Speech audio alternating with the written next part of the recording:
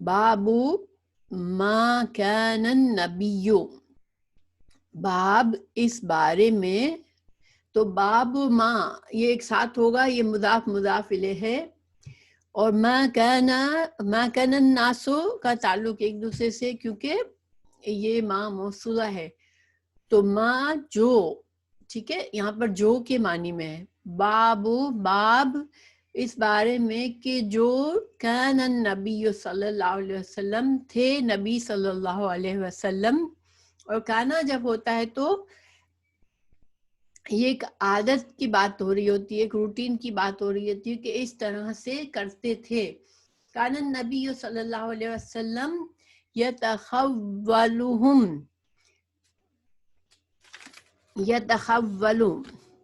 تو آپ کیا کرتے تھے؟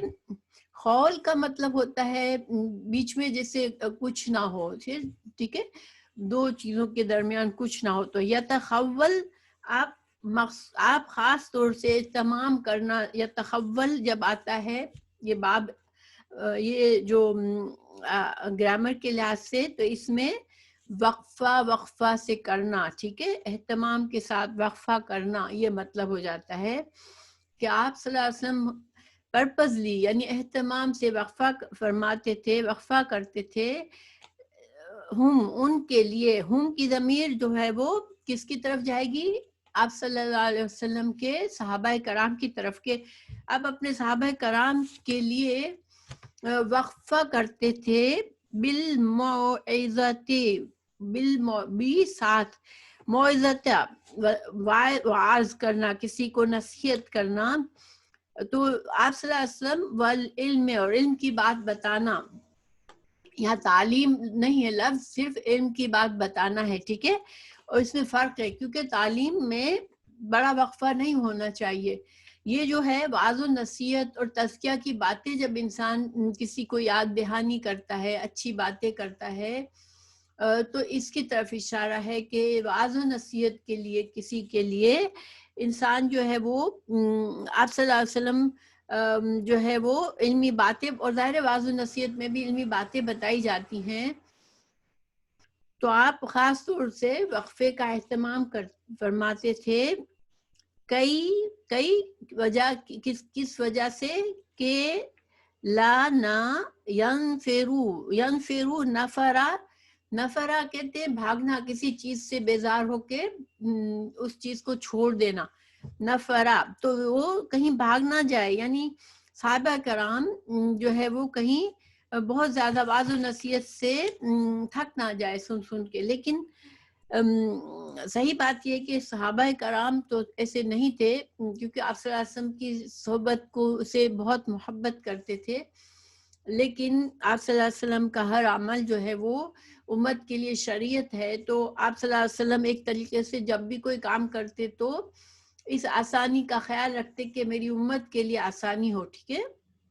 یہ آپ صلی اللہ علیہ وسلم کی رحمت تھی کہ ہمیشہ بعد والوں کا خیال رکھا کہ جو بعد میں لوگ آئیں گے قیامت تک کے لوگ، تو میں کوئی ایسا طریقہ، ایسا کوئی ٹرینڈ نہ سیٹ کروں کہ ان کے لیے مشکل ہو جائے. ابھی آج کا ماحول ڈفرینٹ ہے، دیکھیں صحابہ کرام کو رسول اللہ صلی اللہ علیہ وسلم کی کمپنی ملی ہوئی تھی، تو وہ دوسری بات تھی. وہ جو گروپ تھا وہ خوش نصیب تھا کہ نبی صلی اللہ علیہ وسلم کے ساتھ ان کو ملا ہوا تھا. تو وہ لوگ پھر ایسے نہیں تھے کہ نصیحت سے گھبراتے، مگر آپ صلی اللہ علیہ وسلم سکھاتے تھے، علم ان کو بھی سکھاتے تھے کہ جب آپ لوگ سکھاؤ گے تو پھر آپ اس طرح سے کریں تاکہ لوگ بیزار نہ ہو جائے. تو آپ صلی اللہ علیہ وسلم خود بھی عملی طور پر کر کے بتاتے تھے کہ آپ وقفہ دیتے تھے وعظ و نصیحت میں.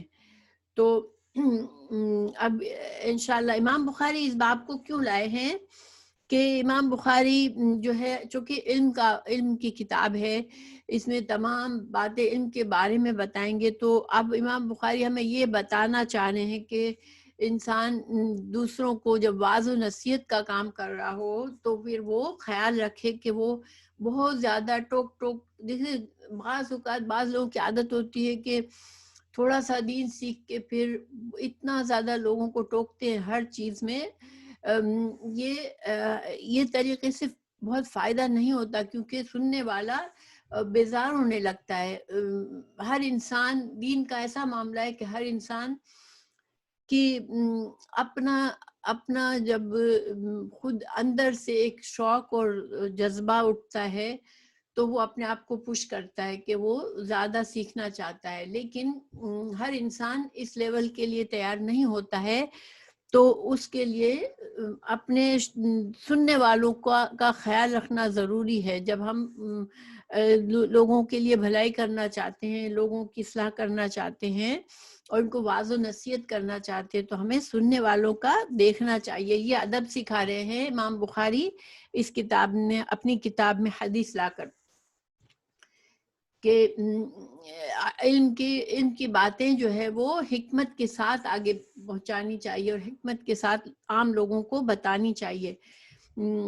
تو مگر طلباء جو ہے، جو طالب علم ہوتے ہیں، جو باقاعدہ علم سیکھنے کے لیے آتے ہیں، ان کے لیے یہ ادب نہیں ہے، کیونکہ یہ تو ایک جانی پہچانی اور ایکسیپٹیبل چیز ہے کہ جب انسان، ہمارے بچے بھی اسکول بھی جاتے ہیں، چاہے دین سیکھنے کے لیے نہ جائیں، تو ہمیں پتہ ہے کہ بچے کو ہفتے میں 5 دن کم از کم ریگولر بھیجنا پڑے گا، اور اس کو گھر آ کر بھی تھوڑی بہت محنت کرنی پڑے گی. جب کہیں جا کے بچہ اسکول میں صحیح طرح سے اس کے ذہن میں باتیں جمیں گی، اس کو یاد رہیں گی.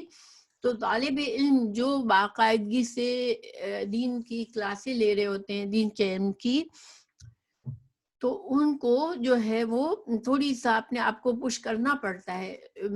اس میں یہ نہیں کہ بس میں تو بیزار ہو جاتی ہوں، میں تو تھک جاتی ہوں، مجھے تو سستی آ جاتی ہے، اور آپ صلی اللہ علیہ وسلم کا حکم بھی یہ ہے کہ وقفے سے پڑھو، یہ نہیں ہے. ٹھیک ہے، تو آپ میں سے اگر کسی اسٹوڈنٹ کے دل میں یہ آئیڈیاز آ رہی ہیں کہ اب میں تھوڑا سا ریلیکس کر کے پڑھوں گی، تو یہ آئیڈیاز آپ نکال دیں.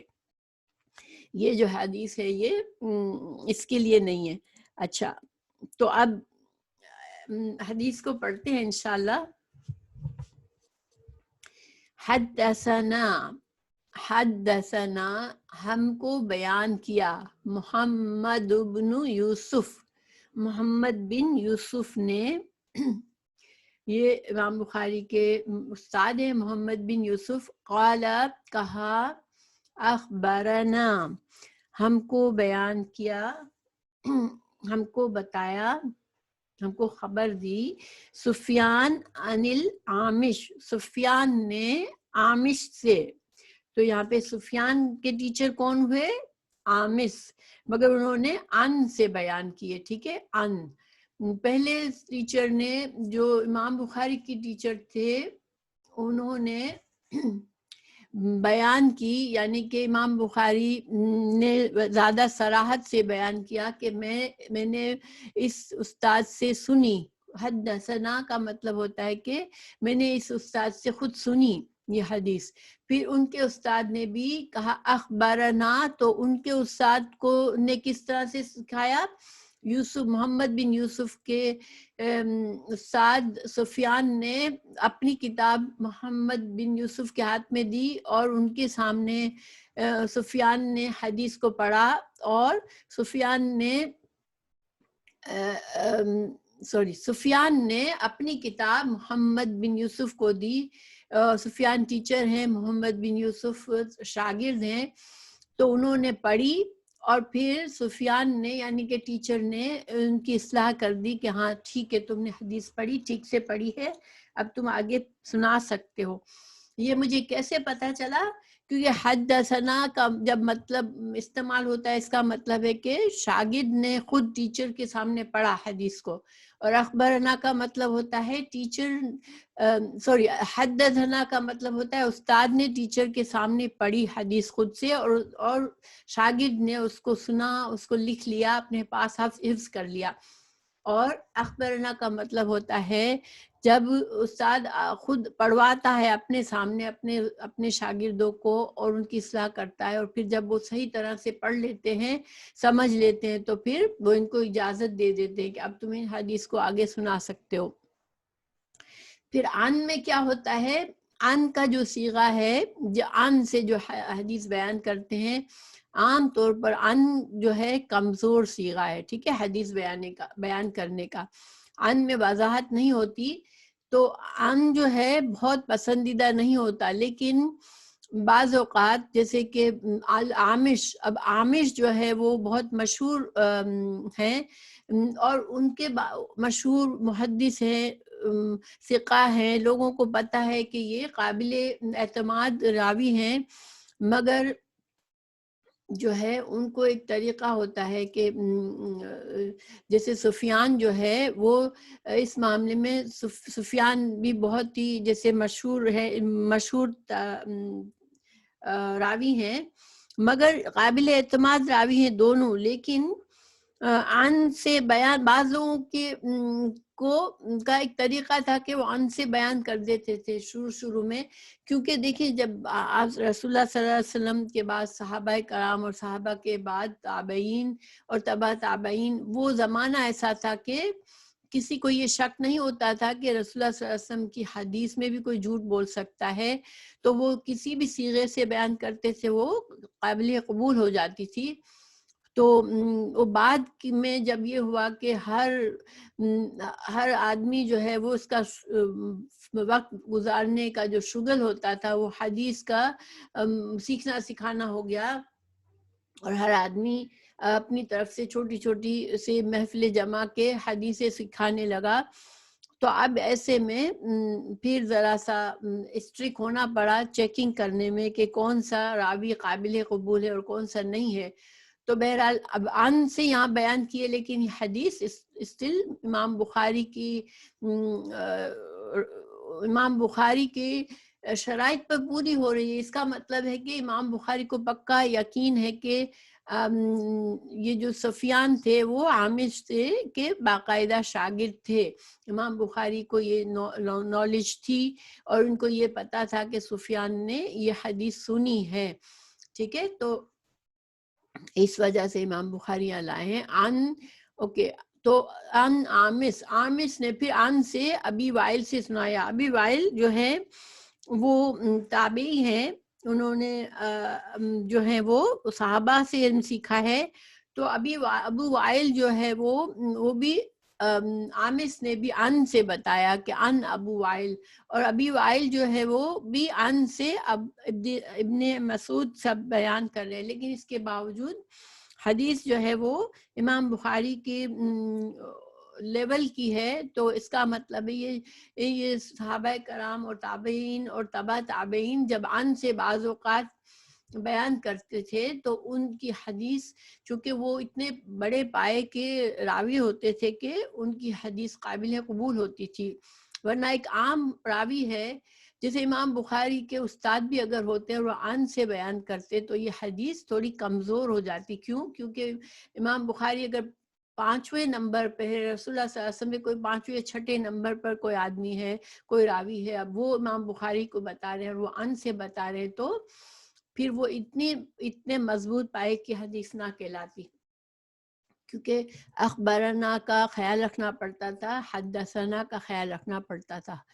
تو انشاءاللہ یہ بات کلیئر ہوگی آپ لوگوں کے لیے. تو یہ راوی کے جو راوی ہیں عبداللہ بن مسعود ہے. ابن مسعود کون ہے؟ عبداللہ بن مسعود ہیں. انہوں نے رسول اللہ صلی اللہ علیہ وسلم سے فرمایا، اس حدیث کو بیان کیا.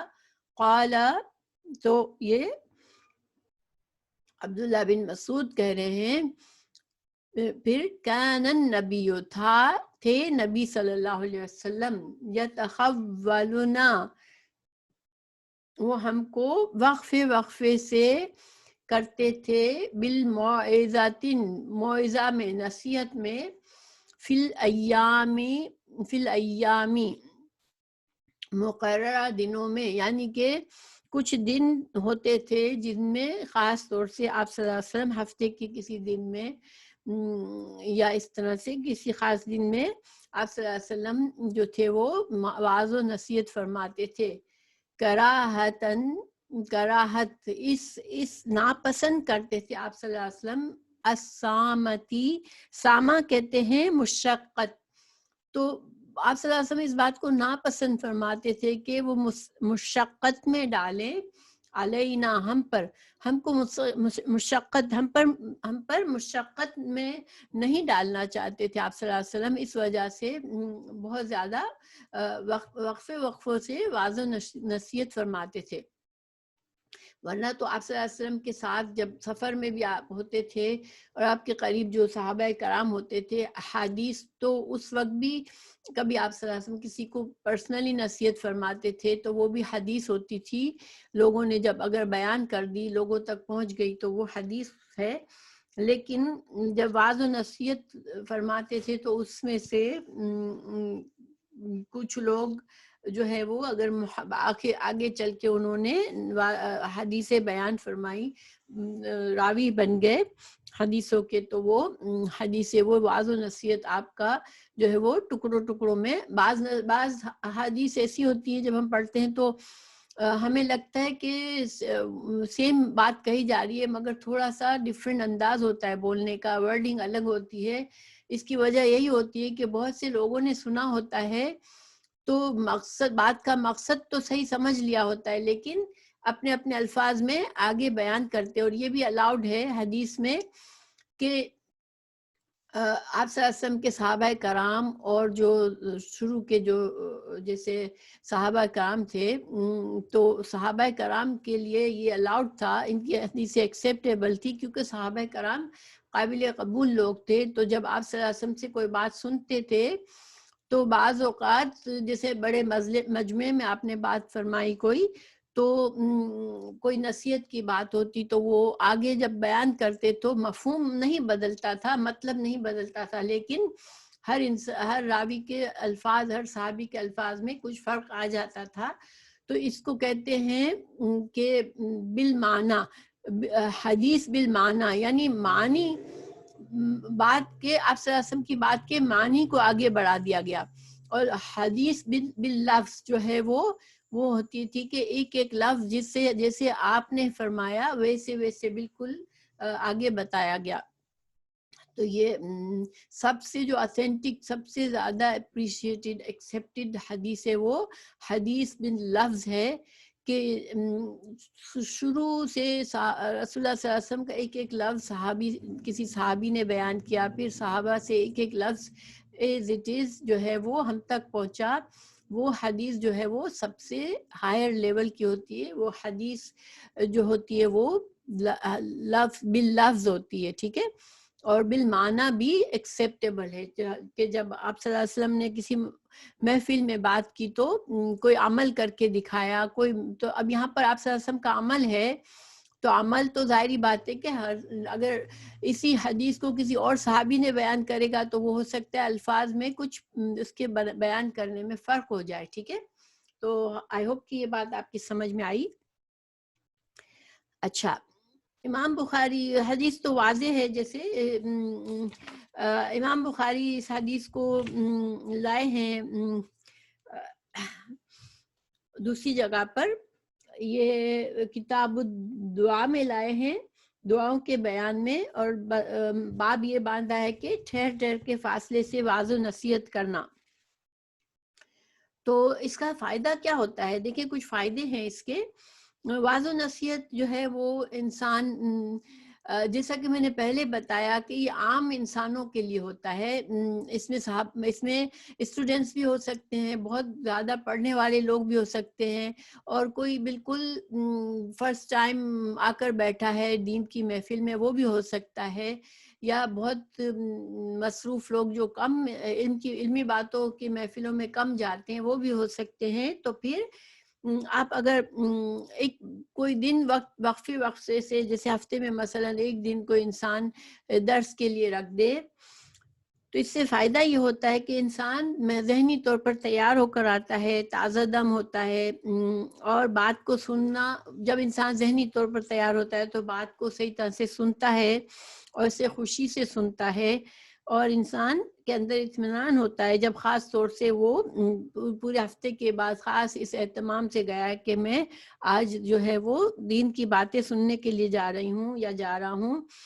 تو اس کے دل میں جلدی نہیں ہوتی کہ مجھے ابھی جا کے یہ کام کرنا ہے وہ کام کرنا ہے، اس لیے کہ وہ دن فکس ہوتا ہے تو اس کو پتا ہوتا ہے کہ مجھے کام نپٹا کر جانا ہے. تو اور بہت تھکا ہوا نہیں ہوتا انسان اس وقت کے پہلے سے اس کے ذہن میں ہوتا ہے کہ یہ دن میرے لیے دین کی باتیں سننے کے لیے ہے. تو یہ سارے فائدے ہوتے ہیں اس سے.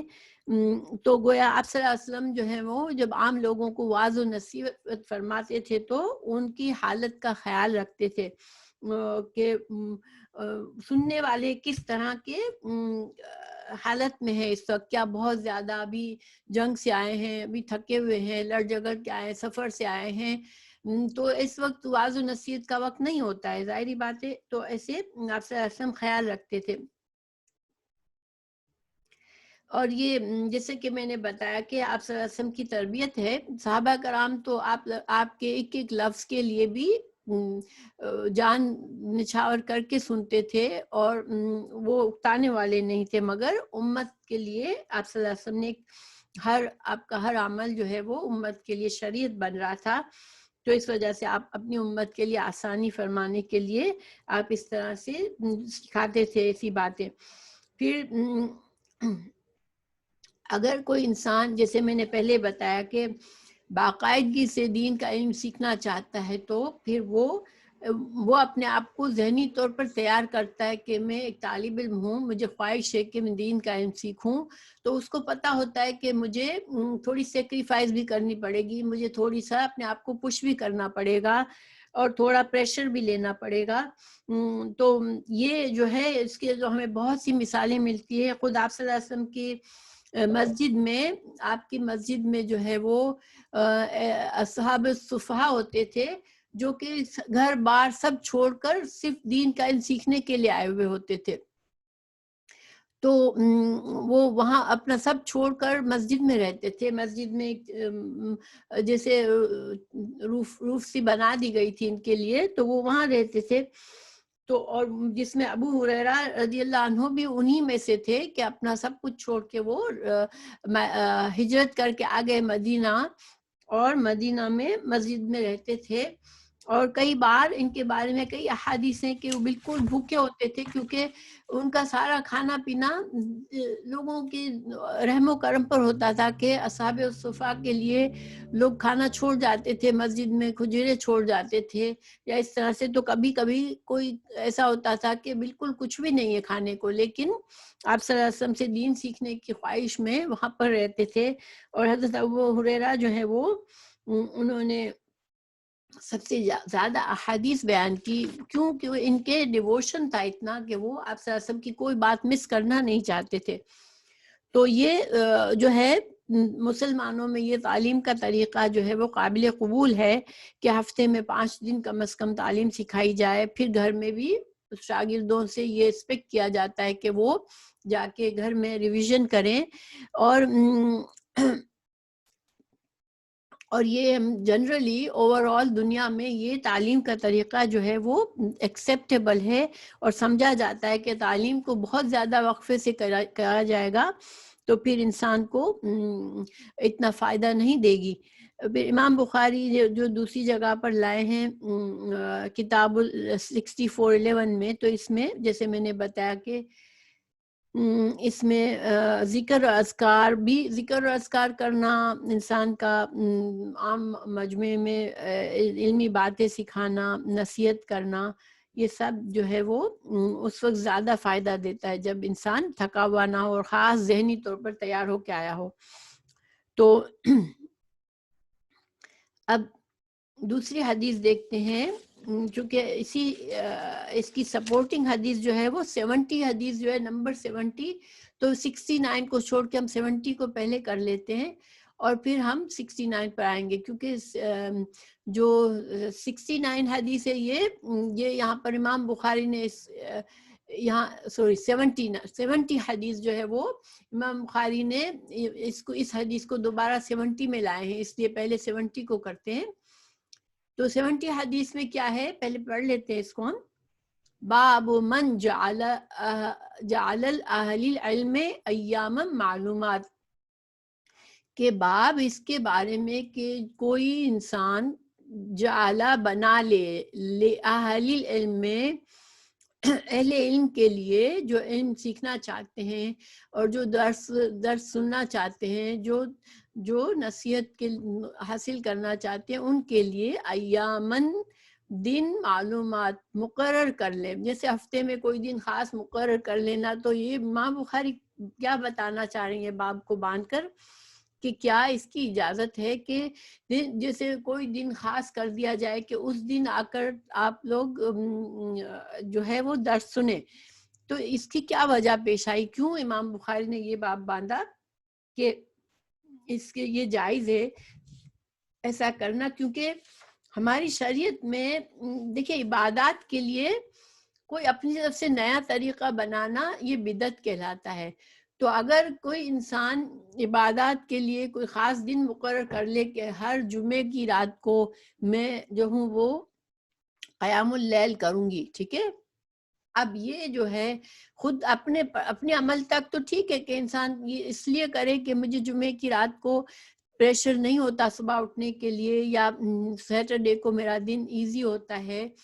تو اگر میرے لیے کنوینینٹ ہے اور میں ہر رات کو قیام اللیل نہیں کر سکتی، تو اگر میں کرتی ہوں صرف اپنا عمل ہے میرا، تو وہ تو ٹھیک ہے، وہ بدعت ہم نہیں سمجھیں گے، کیونکہ میں ایک سب کو یہ نہیں طریقہ دے رہی ہوں، ایک نیا طریقہ نہیں نکال رہی ہوں دین میں کہ یہ طریقہ کرو کہ سب فرائیڈے رات کو خاص رکھو عبادت کے لیے. تو ہماری شریعت میں قرآن اور حدیث سے کی روشنی میں ہمیں جو دن مخصوص پتہ ہے کہ اس دن یہ کام کرنا ہے، جیسے جمعے کے دن کو ہم سورہ الکہف پڑھتے ہیں، اسی طرح ہر رات کو ہم سورہ سجدہ پڑھتے ہیں اور سورہ ملک پڑھتے ہیں. یہ اس لیے پڑھتے ہیں کہ یہ آپ صلی اللہ علیہ وسلم کا طریقہ تھا، مگر ہم اس کے علاوہ کوئی ایسا طریقہ رائج کرتے ہیں کہ جمعرات کی رات کو ہم بیٹھ کے فلاں دعائیں کرتے ہیں، خاص طور سے فکس کر لیتے ہیں، جمعرات کی رات کے لیے کوئی خاص سورہ فکس کر لیتے ہیں، یا اس رات ساری رات جاگنے کا اہتمام کرتے ہیں.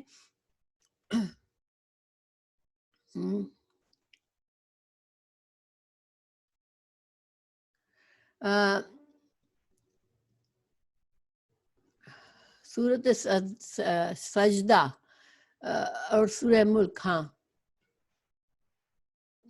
ٹھیک ہے، مجھے آپ کی بات پوری سمجھ نہیں آئی، لیکن یہ سورۃ سجدہ اور سورہ ملک جو ہے ہر رات پڑھتے تھے آپ صلی اللہ علیہ وسلم، اور انسان کو پڑھنا چاہیے. سورہ ملک جو ہے وہ اس کے بارے میں کہا جاتا ہے کہ یہ قبر کے جو فتنہ ہے اس سے بچائے گی، قبر کے عذاب سے بچائے گی، قبر میں ہمارے لیے آسانی ہوگی اس سے انشاءاللہ. تو یہ عادت اچھی ہے. تو بہرحال میں یہ بتا رہی تھی کہ کوئی طریقہ ایسا رائج کر لینا کہ فلاں تسبیح فلاں رات کو پڑھنی ہے، تو یہ جو ہے ہاں مطلب آپ مغرب کے بعد بھی پڑھ لیں، عشاء سے پہلے پڑھ لیں، عشاء کے بعد پڑھ لیں، ٹھیک ہے. ویسے سونے سے پہلے پڑھا کرتے تھے آپ صلی اللہ علیہ وسلم، لیکن عشاء کے بعد بعض اوقات ہمارے پاس بالکل ٹائم نہیں ہوتا. لیکن اگر انشاءاللہ چونکہ رات کا مطلب رات کب سے شروع ہو جاتی ہے، مغرب سے شروع ہو جاتی ہے، تو ہم مغرب کے بعد سے اگر ہمارے لیے یہی سہولت ہے تو مغرب کے بعد پڑھ لیں یا عشاء کے بعد پڑھ لیں. لیکن سورہ سجدہ اور سورہ ملک پڑھتے تھے، ٹھیک ہے، اور پڑھنا چاہیے انشاءاللہ. یہ سنت کا طریقہ ہے.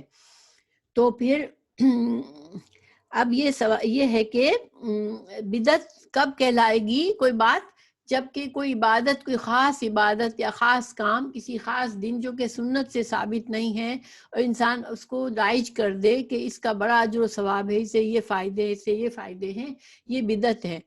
تو امام بخاری اس وجہ سے یہ باب کر کے ہمیں بتا رہے ہیں کہ یہ بدعت نہیں ہوگی اگر انسان تعلیم کے لیے کوئی دن مقرر کر لے، کیونکہ یہ ایک انتظامی بات ہے کہ ایک انتظام کرنا چاہتا ہے انسان تاکہ اس سے جو ہے وہ سہولت ہے لوگوں کے لیے بھی کہ وہ اس دن تیار ہو کر آئیں سننے کے لیے، اور بتانے والے کے لیے بھی ایک دن پتہ ہو کہ مجھے اس دن واعظ و نصیحت کرنا ہے اور لوگوں کو درس دینا ہے.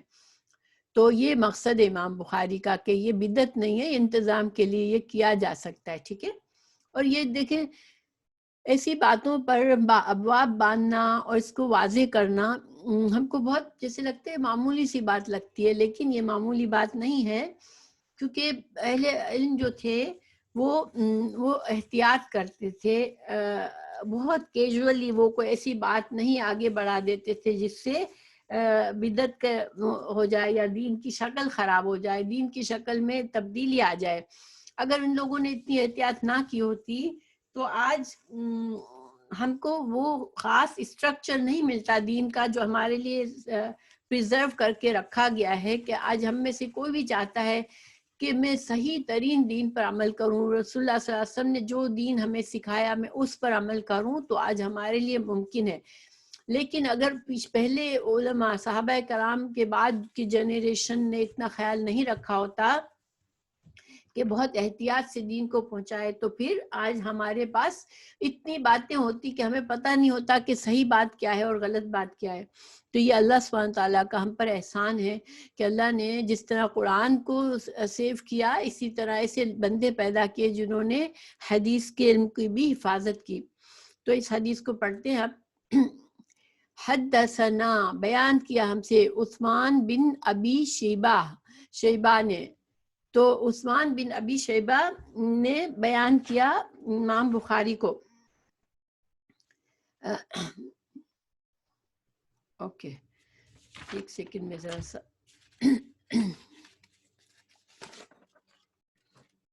اوکے پھر قال انہوں نے کہا حدثنا جریر عن منصور، تو جریر جو کون ہوئے؟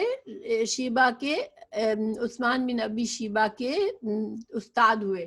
جریر نے عن منصور سے، اور منصور جریر کے استاد ہیں، عن ابی وائل انہوں نے ابی وائل سے ماشاءاللہ، قال کہا کان عبداللہ تھے عبداللہ، یعنی یہاں عبداللہ بن مسعود ہیں کہ تھے عبداللہ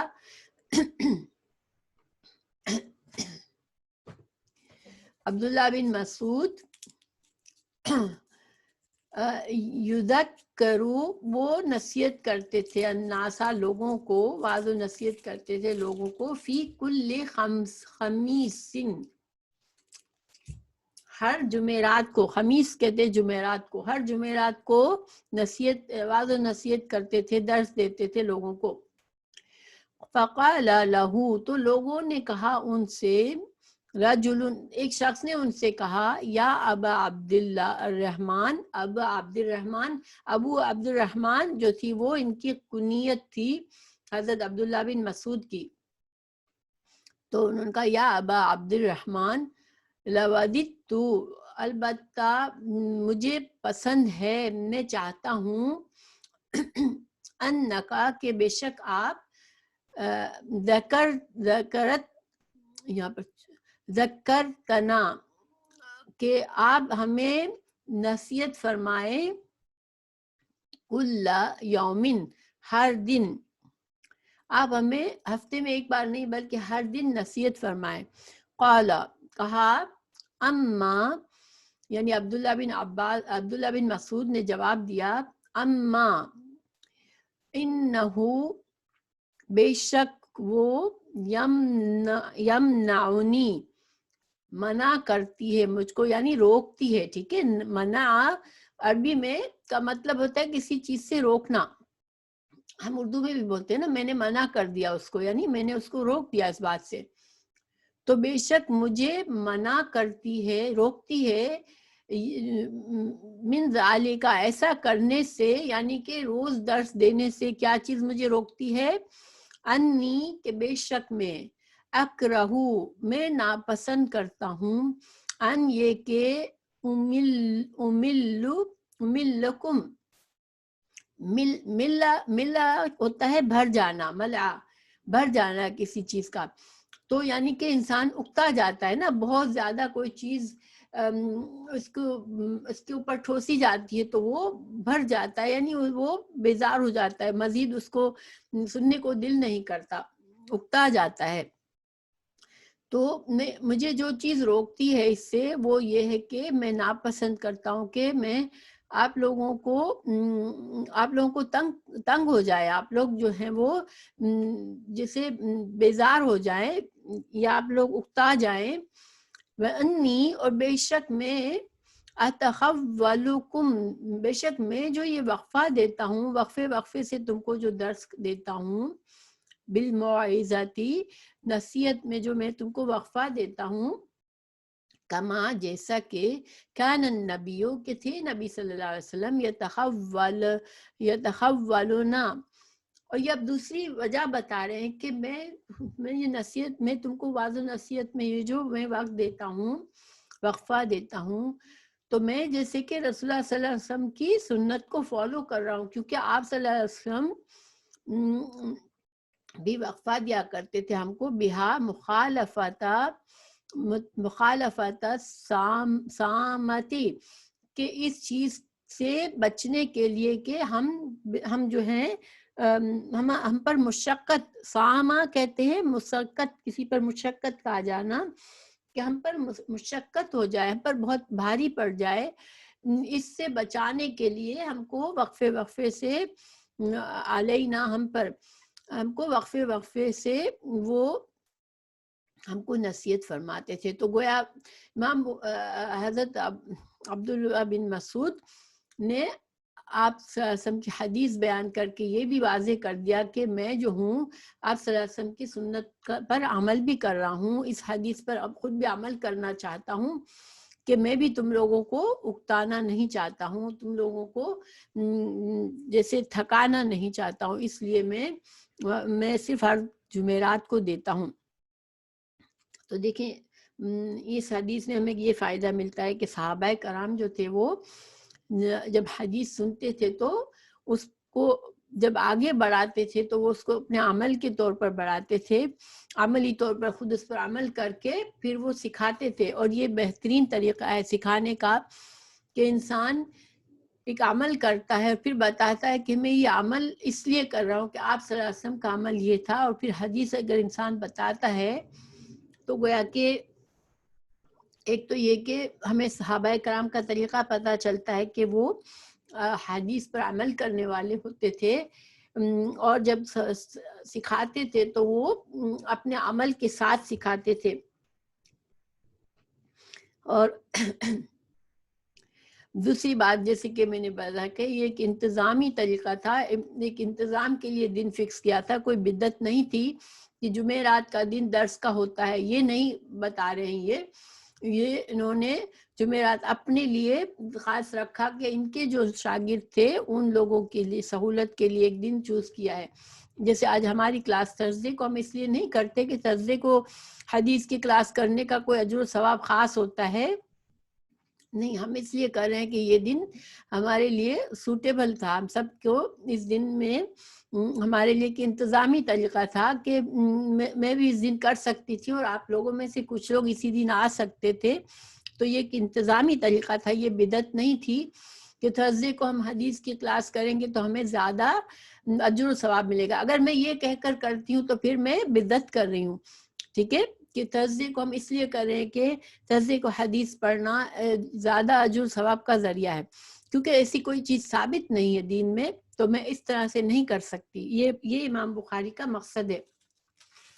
تو یہ ماشاءاللہ ہماری 2 حدیثیں پوری ہوئی. اس میں ایک اور خوبی ہے اس حدیث میں یہاں پر کچھ ایڈیشنل فائدے ہوئے.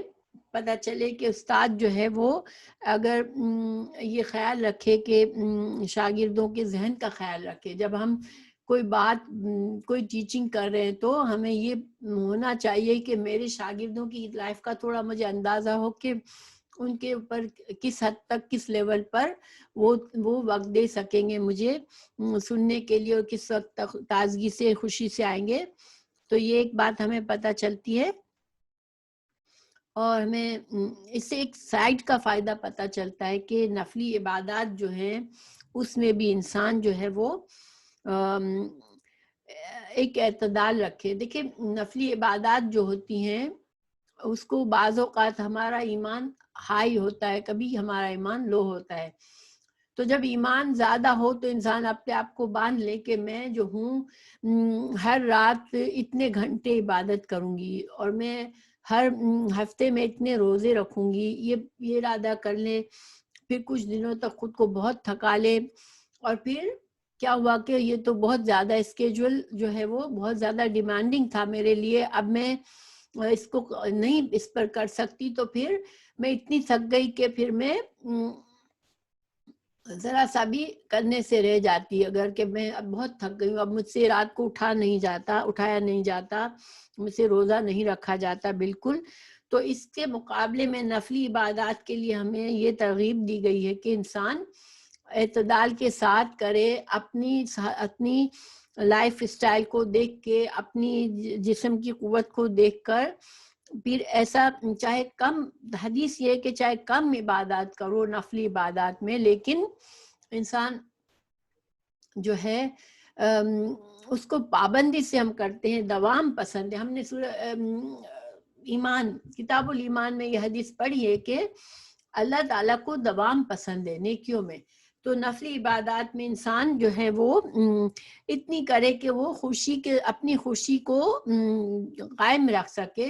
اور یہ دوسرا پوائنٹ یہ بنتا ہے کہ نفلی عبادات ہے، تسبیح ہے، قرآن پڑھنا ہے، وہ سب چیزیں انسان کے اندر جب ہم کر رہے ہوں تو ہمارے اندر ایک خوشی ہونی چاہیے، تھکاوٹ اور بیزاری نہیں ہونی چاہیے، تاکہ ہم جو ہے وہ شیطان ہم پر، جب انسان سست ہو جاتا ہے تو شیطان جو ہے وہ ہم پر وار کرتا ہے. اس لیے اپنے لیے جتنے بھی اجر و ثواب کے لیے ہم کوئی کام کرنا چاہتے ہیں تو اس میں اعتدال سے کریں تو انشاءاللہ ہم زیادہ عرصے تک اچھی طرح کر سکیں گے. اگر ہم اپنے آپ کو اتنا تھکا دیں گے تو کچھ عرصے کے بعد فزیکلی انسان برن آؤٹ محسوس کرتا ہے، تو پھر اس وقت شیطان کا حملہ بہت شدید ہوتا ہے، اور کیونکہ انسان اب کمزور ہوتا جا رہا ہے تو پھر وہ شیطان سے فائٹ نہیں کر سکتا، شیطان کو پش نہیں کر سکتا.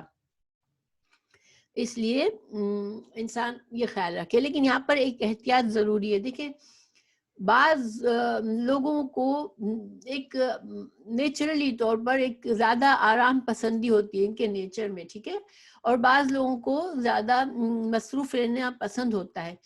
تو اب انسان اتنا زیادہ اپنی طبیعت کو پہچانے کہ میں اتنا لیزی ہوں کہ میرے اندر مجھے تھوڑا پش کرنا ہی پڑے گا، اگر میں پش نہیں کروں گی تو مجھ سے کچھ بھی نہیں ہوگا.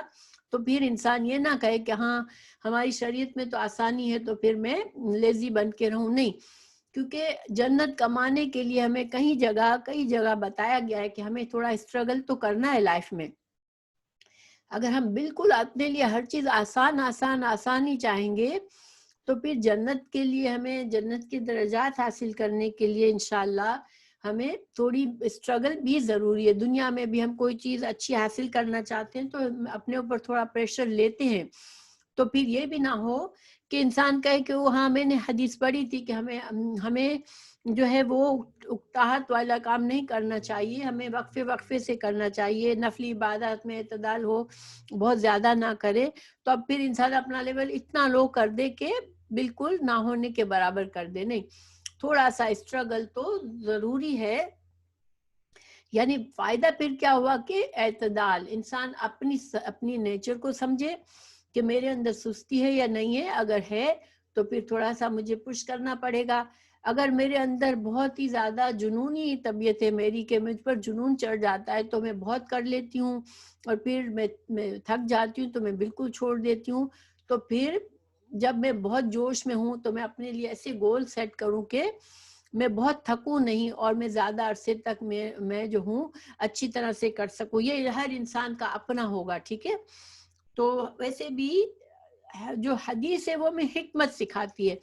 انسان حکمت کے بغیر جب کوئی بھی بات پکڑ لیتا ہے اور اس پر قائم ہو جاتا ہے تو یہ اس سے کوئی اچھے نتائج نہیں آتے. انسان کو ہر چیز کو میں اپنے حکمت اور سوچ سمجھ، اپنے آپ کو دیکھ کر، حالات کو سمجھ کر پھر اس کو اپلائی کرنا ہے. اچھا، تو اب ہماری یہ 2 حدیثیں پوری ہوئی. اور جو امام بخاری جو کتاب الادب میں اس کو لائے ہیں وہ بھی میں نے بتا دیا آپ کو کہ کتاب الادب میں ہے. تو 3 جگہ پر امام بخاری اس حدیث کو لائے ہیں اور تینوں جگہ پر ڈفرینٹ باب باندھے ہیں. تو انشاءاللہ جو تھرڈ باب باندھا اس میں بھی امام بخاری نے پرپس یہ تھا کہ جو اذکار اور دعائیں جب سکھاتے ہیں لوگوں کو تو وہ بھی انسان اس میں بھی وقفے وقفے سے کرے تاکہ اس کا زیادہ فائدہ ہو. اب حدیث نمبر 69 پر چلتے ہیں. 69 میں مفہوم سملر ہے اس لیے امام بخاری اس باب میں لائے ہیں، لیکن اس کے حدیث کی ورڈنگ الگ ہے، اس لیے اس کو اس کے فالو میں نہیں آئی ہے. ٹھیک ہے، یہ 670 اور 6411 کی ورڈنگ سیم ہے. یہاں پر دوسری طرح سے یہی بات سمجھائی گئی ہے، تو امام بخاری نے اس کو اسی باب میں رکھا ہے. 69 حدثنا ہم کو بیان کی محمد. اچھا حدیث ایک سیکنڈ 69 اوکے. حدثنا ہم کو بیان کیا محمد بن یوسف نے. قال انہوں نے کہا اخبرنا سفیان، ہم کو سفیان نے بیان کیا عن العامش سے. اوکے غازیہ کوئی بات نہیں انشاءاللہ، جزاک اللہ خیر. انہوں نے عامش سے بیان کیا عن ابی وائل، انہوں نے ابی وائل سے بیان کیا عن ابن مسعود، انہوں نے ابن مسعود سے یعنی عبداللہ بن مسعود سے بیان کیا. تو اس حدیث کی ایک خوبی ہے کہ اس حدیث میں سارے راوی جو ہے وہ کوفی ہیں. ٹھیک ہے، ایسی حدیث میں جس میں سارے راوی کسی ایک شہر کے ہوں، اس حدیث کو یہ حدیث کی خوبی ہوتی ہے. کیونکہ اس میں کیا خوبی ہے کہ دیکھیں جب سارے راوی ایک شہر کے ہوتے ہیں تو یہ حدیث کے صحیح ہونے کا چانس زیادہ ہوتا ہے، کیونکہ ایک شہر کے رہنے والے ایک دوسرے کو جانتے ہوتے ہیں، ان کو ہسٹری معلوم ہوتی ہے، تو اس حدیث کی اتھینٹک ہونے میں زیادہ ایزی ہو جاتا ہے اس کو پہچاننے میں. سب کو پتہ ہوتا ہے کہ جیسے مثال کے طور پر محمد بن یوسف ہیں تو وہ سفیان کے شاگرد مشہور ہیں، وہ سب کو یہ بات پتہ ہوتی ہے. اسی طرح سفیان ہیں وہ عامش کے شاگرد ہیں، یہ سب کو پتہ ہوتا ہے، کیونکہ ایک زمانے میں ایک شہر کے لوگوں کو اپنے شہر کی ہسٹری معلوم ہوتی ہے. ٹھیک ہے، تو اسی طرح ابی وائل ہیں اور عبداللہ بن مسعود جو تھے وہ کوفہ میں رہے تھے، کوفہ کے ان کو گورنر بنایا تھا. تو وہ اب یہ سارے جو ہیں وہ ایک طرح سے اس کی پہچان کرنا آسان ہوتی ہے کہ سارے راوی ایک جگہ کے ایک شہر کے، یہ ایک حدیث کی اچھائی ہوتی ہے. تو اس حدیث میں یہ چیز موجود ہے. اچھا اب حدیث میں کیا ہے کہ عبداللہ بن مسعود کہہ رہے ہیں قال، انہوں نے کہا کان النبی، نہیں سوری کہاں چلی گئی میں، اوکے میں 69 پہ ہوں. حدثنا محمد بن بشار، تو محمد بن بشار حدثنا یحییٰ قال حدثنا شعبہ سے کہا قال حدثنی ابو تیاح عن انس عن النبی صلی اللہ علیہ وسلم. میں اس حدیث کی بات کر رہی تھی کہ سارے راوی جو ہیں وہ کوفی ہیں.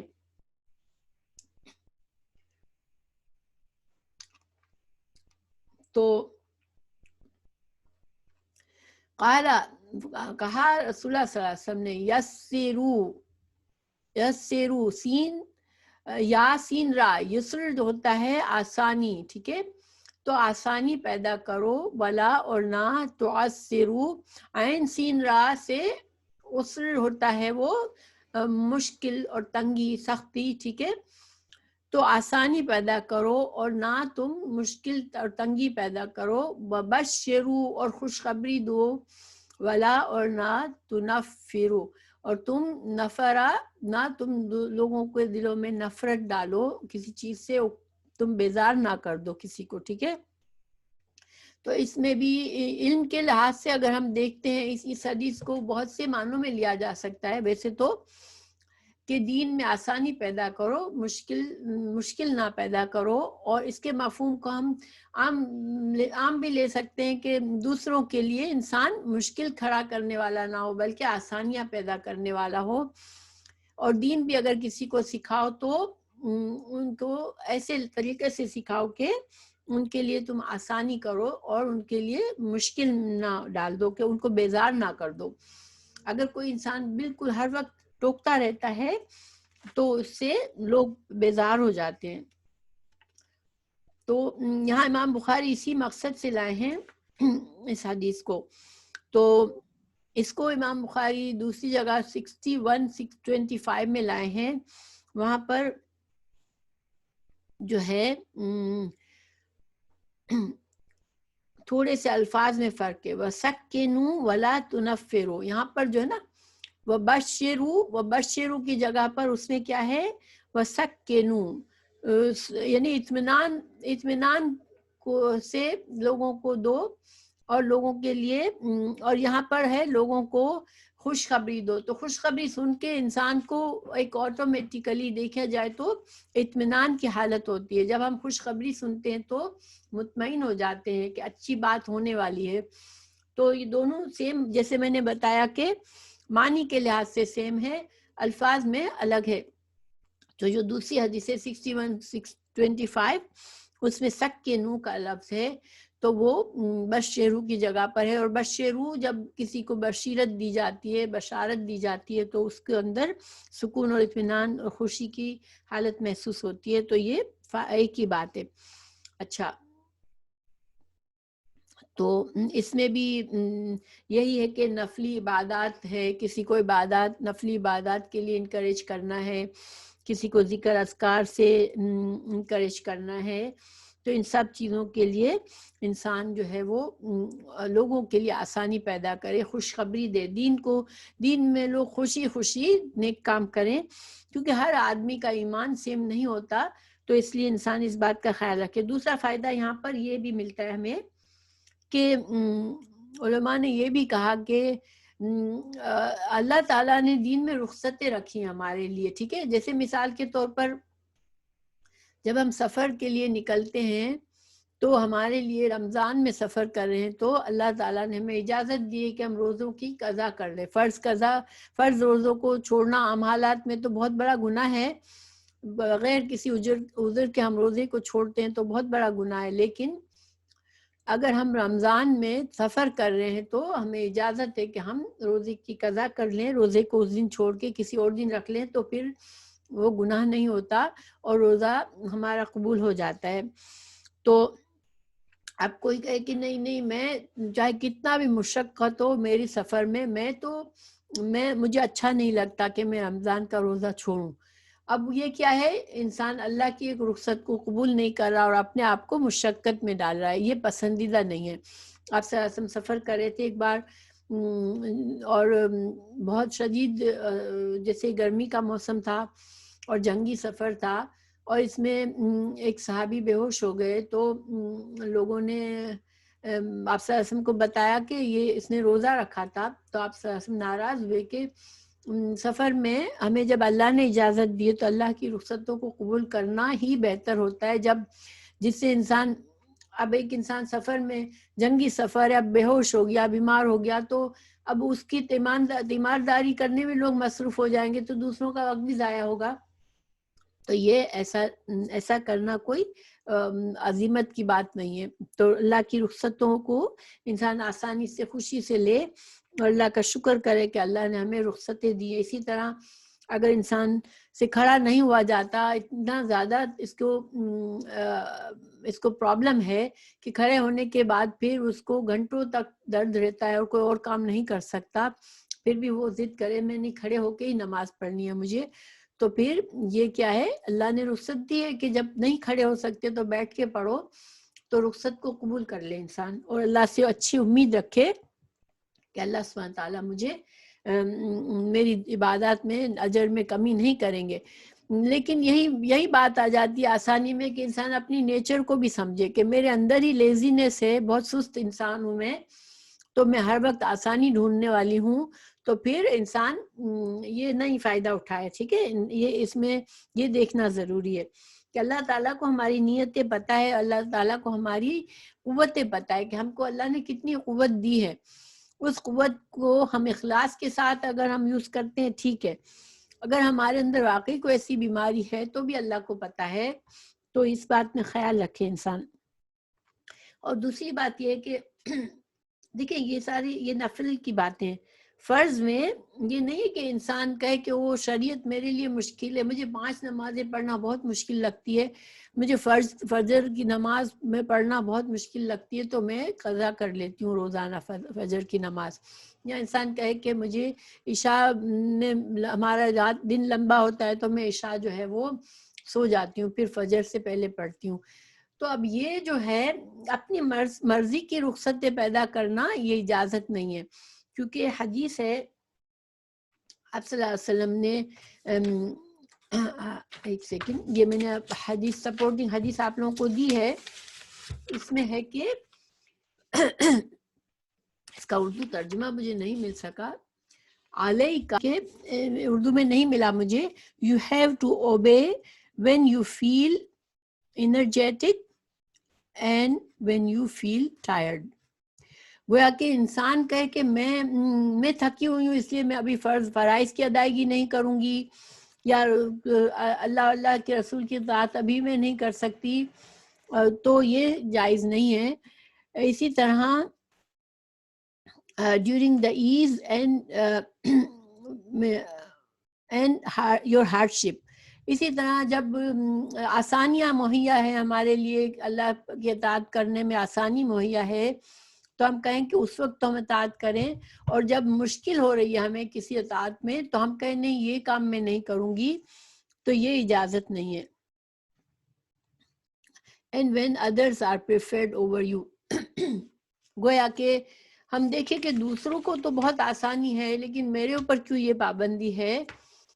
تو نہیں، شریعت جب آ گئی، جب اللہ کے رسول صلی اللہ علیہ وسلم کا حکم آ گیا تو اس میں کوئی آسانی نہیں ہے. جتنی حد تک اللہ نے ہمیں حکم دیا ہے وہ ہمیں کرنا ہے، لیکن اللہ تعالیٰ کسی کو اپنی وسعت سے زیادہ تکلیف نہیں دیتا. تو اللہ تعالیٰ نے ہماری شریعت میں ہمارے لیے جو جائز رخصتیں رکھی ہیں، ہم کو اگر ان کی ضرورت پڑ جاتی ہے ہم ان کو ضرور لیں، مگر جس حد تک ہمیں اللہ کی اطاعت کرنی ہے، رسول اللہ صلی اللہ علیہ وسلم کی اطاعت کرنی ہے، اس میں ہم اپنی یہ نہیں یہ اصول اپلائی نہیں ہوگا کہ آسانی کرو اور مشکل نہ کرو.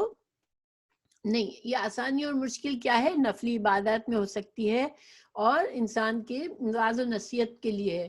اس کو ہم جنرل مطلب میں نہیں لے سکتے کہ وہ ہمارا دین تو آسان ہے تو میں جو ہوں اپنی نمازیں جب چاہوں جب پڑھوں، میرے لیے آسان ہے 5 نمازیں ایک وقت میں پڑھ لوں پھر سارا دن فارغ ہو جاؤں. تو یہ اس طرح کی ہم آسانیاں نہیں ڈھونڈ سکتے. ٹھیک ہے، آپ صلی اللہ علیہ وسلم کا طریقہ تھا کہ اگر 2 کاموں میں چوائس ہے کہ یہ کرنا ضروری ہے یا یہ کرنا ہے، تو پھر آپ صلی اللہ علیہ وسلم اس کام کو لیتے تھے جس میں آسانی ہوتی تھی. تو اس کا یہ مطلب نہیں تھا کہ آپ صلی اللہ علیہ وسلم اپنے لیے آسانی پسند کرتے تھے. آپ صلی اللہ علیہ وسلم ہمیں بتا رہے تھے کہ امت کے لیے جس چیز میں آسانی ہو تو میں یہ جہاں چوائسز ہیں ہمارے پاس، شریعت ہمیں چوائس دیتی ہے تو وہاں پر ہم آسانی لے سکتے ہیں. تو انشاءاللہ سوری آج میں تھوڑا سا وہ ہو رہی ہوں، مگر آئی ہوپ آپ لوگوں کی سمجھ میں آ رہا ہے. اچھا، اسی طرح بیت عقبہ پر آپ صلی اللہ علیہ وسلم نے بیعت لی تھی لوگوں سے جو شروع میں مدینہ سے لوگ آئے تھے رسول اللہ صلی اللہ علیہ وسلم کے پاس اور مسلمان ہوئے تھے، اور آپ صلی اللہ علیہ وسلم کو دعوت دی ہجرت کی. ان لوگوں سے آپ صلی اللہ علیہ وسلم نے بیعت لی تھی. تو بیعت میں بھی یہی کہا تھا کہ آسانی ہو یا مشکل ہو تم کو اللہ اور اللہ کے رسول صلی اللہ علیہ وسلم کی اطاعت کرنی پڑے گی. تو انہوں نے اس پر بیعت کی تھی. تو خلاصہ کیا ہوا ابھی ساری بات کا کہ فرض کی ادائیگی میں اپنی مرضی کی رخصتیں نہیں ڈھونڈنی ہے، کیونکہ جنگ تبوک میں بھی 3 صحابہ، جنگ تبوک میں جو جنگ تھی وہ فرض عین تھی. اس وقت ہر صحابی کو نکلنا لازمی تھا. تو 3 صحابی سستی کی وجہ سے رہ گئے، تو سورہ توبہ میں ہم نے ان کے حال پڑھا کہ ان کو بہت سخت سزا دی گئی، اور ان سے 55 دن یا 50 دن تک بالکل بائیکاٹ کیا گیا، جب تک کہ یہ سورہ توبہ کی آیت نمبر 118 میں ان کے بارے میں اللہ تعالیٰ نے خود بتایا ہے کہ ان کی حالت ایسی ہو گئی کہ ان کے لیے زمین میں زندہ رہنا تنگ ہو گیا۔ تو گویا کہ جہاں فرض بات ہو جاتی ہے وہاں پر انسان کے کوئی بہانے نہیں ہونے چاہیے، کیونکہ جب ہم نے اطاعت کو قبول کیا ہے، کلمہ پڑھا ہے، تو اس میں جو بھی چیز ہم پر فرض ہے وہ ہمیں کرنا ضروری ہے۔ تو لیکن یہ ہے کہ ہمارے لیے جہاں آسانی، نفل عبادات میں ہم اپنے لیے آسانی ڈھونڈ سکتے ہیں، اس حد تک کہ اپنے آپ کو دیکھیں کہ اپنی طبیعت کے لحاظ سے ہم کم سے کم کام سیٹ کر لیں، ہم پھر اس میں دوام کریں، ہمیشگی کریں اس میں۔ اچھا، اور دوسرا یہ کہ دوسروں کو واعظ و نصیحت کرنے میں بھی ہم احتیاط کریں کہ بہت زیادہ لوگوں کو بیزار نہ کر دیں۔ تو الحمدللہ ان سے متعلق ہر چھوٹا بڑا مسئلہ امام بخاری ہمیں بتا رہے ہیں، اور ان سب میں ہمارے لیے فائدے ہیں۔ تو اللہ سبحانہ وتعالیٰ ہمیں صحیح سمجھنے کی توفیق دے، اللہ تعالیٰ ہماری کوششوں کو قبول کر لے، اور اللہ سبحانہ وتعالیٰ ہمیں صحیح ترین دین پر چلنے کی توفیق عطا کرے، اور اللہ ہم سے راضی ہو جائے انشاءاللہ، آمین۔